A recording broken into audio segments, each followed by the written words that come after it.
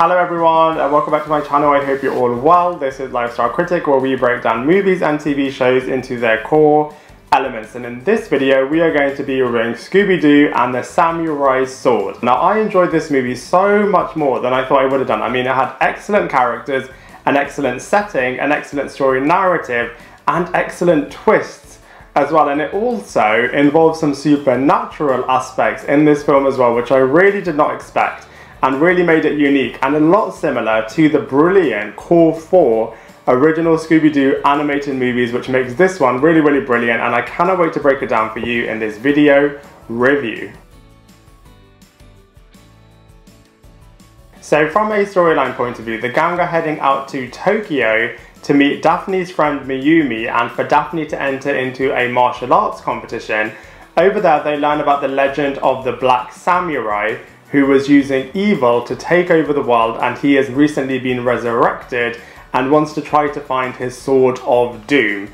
This character then attacks everyone at this dojo along with his ninjas, which then leads the gang to hope to go on a quest to try and find the Sword of Doom before the Black Samurai can. A Winter Soldier type event then happens, and everything that the characters and the audience for that matter thought that they knew was true then turned out to not be true, and everything really does turn on its head, which is really terrifying. And there's an absolutely brilliant twist that happens. The gang then need to work out who is the person behind the Black Samurai, how can they stop him, and whether or not they can pass the 4 elemental gates, namely earth, fire, water and air, to be able to access the green dragon to be able to stop the Black Samurai. So from a storyline point of view, very mythological based, quite a lot going on, whilst also still having the Scooby-Doo fabric of the mystery with loads of twists and turns in there. So overall it is absolutely brilliant from a storyline narrative point of view.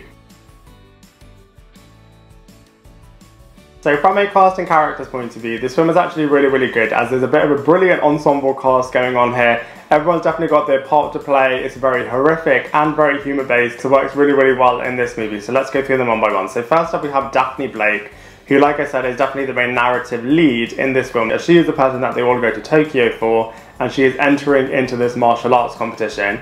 Fred and Velma are predominantly solving loads of riddles in this film to try to work out where the Black Samurai is coming from and where his Sword of Doom is being kept. Shaggy and Scooby are very hilariously being trained up to be samurai to be able to fight the Black Samurai, which is absolutely hilarious. Very similar to how they need to be trained up in the WrestleMania mystery film as well, which is absolutely brilliant. We then have Kelly Hu voicing 2 roles. The first one is Mayumi, who is the friend of Daphne, that Daphne is kind of visiting in Tokyo and is kind of helping her and everyone else adjust to life in Tokyo. We then also have Miss Merimoto, who is the dojo owner, and she's very no-nonsense and definitely leads with an iron fist, and is very wise and is definitely a character that you need to contend with. We then have Sojo, who's definitely her right-hand man and definitely her muscle. He's a very strong and intimidating character that Miss Morimoto is able to kind of control and dictate what she wants. We then have Mr. Takagara, who is the museum owner and is the person that saw the Black Samurai recently being stolen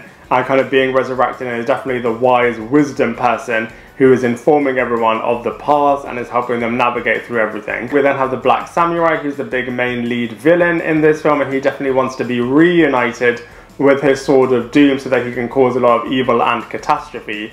And then finally we have Brian Cox voicing the character of the Green Dragon, who's the main rival to the Black Samurai and was the character that kind of trapped the Black Samurai eons ago. So from a cast and characters point of view, this film is very awesome. So from a visuals point of view, there's quite a lot of things going on in this movie, so it looks really cool. I mean, first up we're in Tokyo, so the technological advances look really cool, especially seeing an aeroplane that is able to fly without a pilot, and just loads of similar things, which is absolutely awesome. We then go to the island, which is where the dojo competition is being held, and that looks really glamorous. You also see the legends of the Black Samurai and the Green Dragon coming to life, so you definitely go into the past and experience what happened in the past. How did the Black Samurai character even become evil in the first place, which looks really great. We then head over to a very interesting jungle, which is where the characters have to try to find the Black Samurai sword, and over there they meet even more kind of residential native people in this jungle that kind of don't really like them and almost kill them. which is absolutely crazy. So we then see the actual samurais themselves, then see loads of different battles happening between all of those different characters. On that point, there's a load of different fight sequences that happen in this film, and all of them look really, really cool. The different quests that Scooby and Shaggy need to go on to try to be able to contend with the Black Samurai looks really, really great, and then the dragon himself looks absolutely awesome as well. So from a visuals point of view overall, this film is looking absolutely brilliant.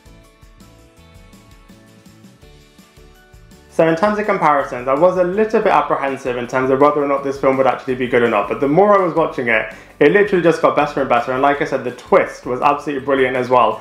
And as such, I feel like this film has elevated itself to be in the same level as Camp Scare, Franken Creepy and Abracadabra-Doo, slightly below the core 4 films, namely Zombie Island, Cyber Chase, Witches, Ghost and Alien Invaders. But that being said, it's definitely in the second category, and as such is a really brilliant entry as part of the Scooby-Doo animated movies.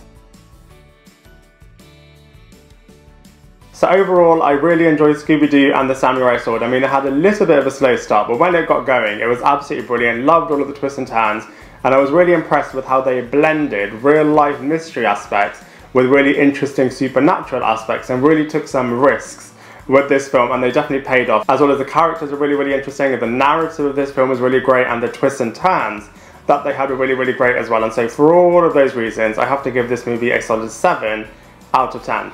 I'd love to hear what you think, so please let me know in the comment section below. Otherwise, I look forward to seeing you in my next video.